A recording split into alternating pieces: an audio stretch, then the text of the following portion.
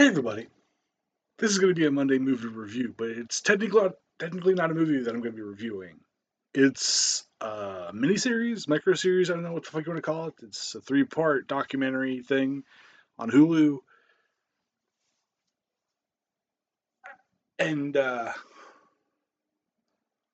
yeah, I legitimately wish I had scanner powers, whatever the fuck. I wish I was able to blow up people's fucking brains, just remotely through sheer force of will.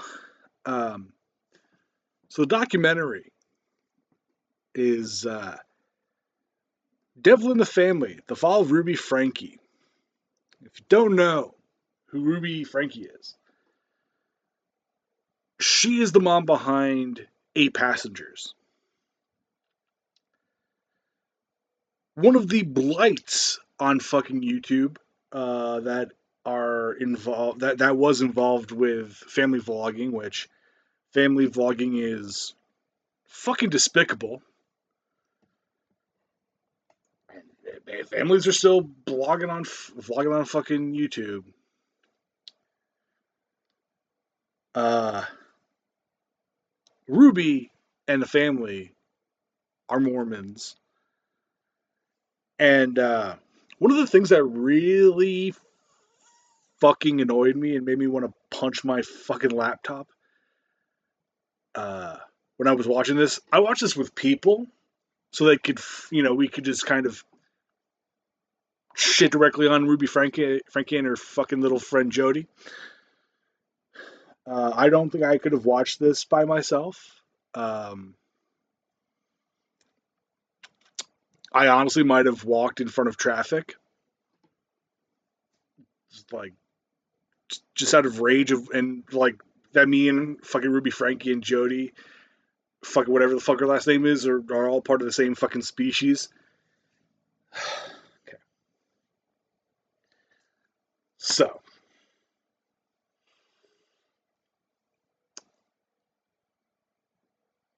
going back. Ruby Frankie started the 8 Passengers family YouTube channel. And over time, got more and more famous,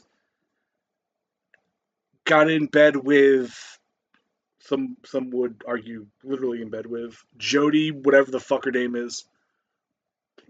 Um, and basically just abused the shit out of her fucking kids. I would argue she was abusing the shit out of her kids pre Jody. It just got worse with Jody. Um, like this bitch was recording videos and like you couldn't even hear it on video, like her kids being loud or whatever, and she would just fucking snap and just say wild and shit to her fucking kids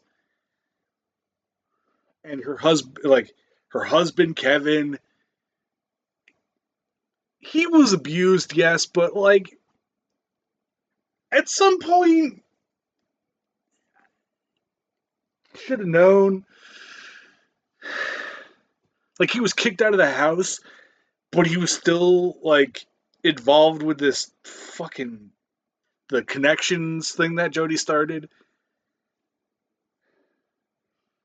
Like it's bad when one of the kids who were fucking like directly abused came to the conclusion that fucked up shit was happening before the fucking grown ass adult. Like this guy, he must have been so starved for any kind of affection because like fucking Ruby had some like bullshit thing in her closet of like the perfect dude, and dude saw it, took notes, and like tried to make himself that perfect being. Fucking just goddamn wild. Like I I suggest you watch it, but take breaks when you have to.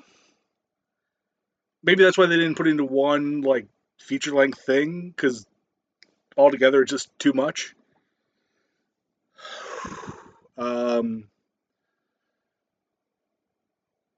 Like there's so much like Ruby and Jody found out that the teenage son was being a teenage boy and fucking blamed Jody's possessions on this kid and then kicked him out of the fucking house. Like, and like the fucking dad like didn't do anything really. He got fucking kicked out. Like, it's just fucking evil. There's no I again I wish I had the powers from Scanners the movie, as I said at the beginning of this shit. I just want to blow their fucking brains up. Maybe cause them to have fucking strokes or something. Maybe DVTs. And like the fucking neighbors, the fucking so this was happening in Utah. And their fucking neighbors were like bleh? Fucking and like one of the neighbors was watching the channel and like knew like she didn't call the fucking cops and like I think the cops were called, but they're like, "There's no fuck. Did you see it with your eyes?" It's like she's like, "No, I didn't," and so the fucking cops left because, of course,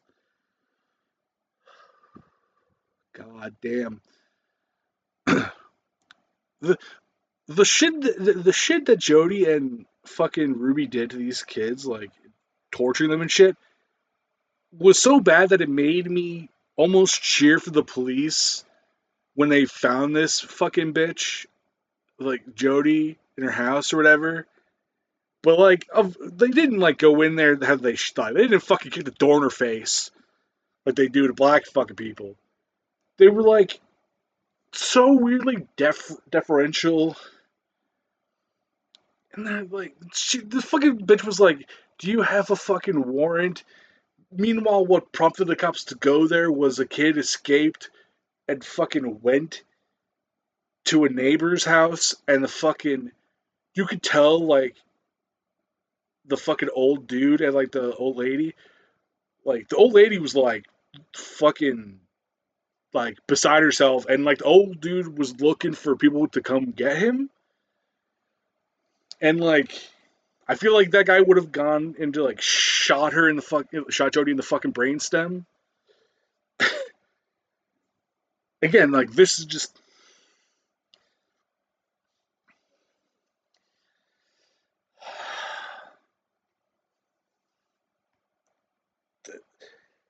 what's fucked up is that Jody and Ruby are only going to be in jail for like 30 years, which is not nearly enough. Honestly, just eh, bury them underneath the fucking prison. Like I don't just like no, just fucking fuck fuck. It's god damn it.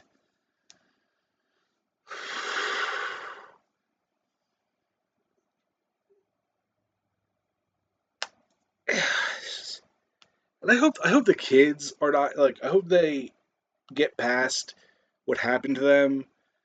I hope they get the therapy they need. I hope they go to a like.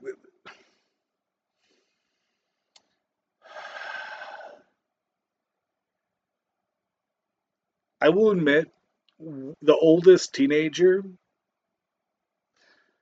it was hard for me to like care about his pain. Not because like he's unbelievable. It's just because he looks like a fucking rejected Paul brother, and just like I just kept seeing one of the fucking Paul brothers on this motherfucker's face, but like, he's obviously not. He's a fucking victim in this shit. Bro had to sleep on a fucking beanbag in the basement for like 6 months. Like they took his like door off the hinges too. They're so like.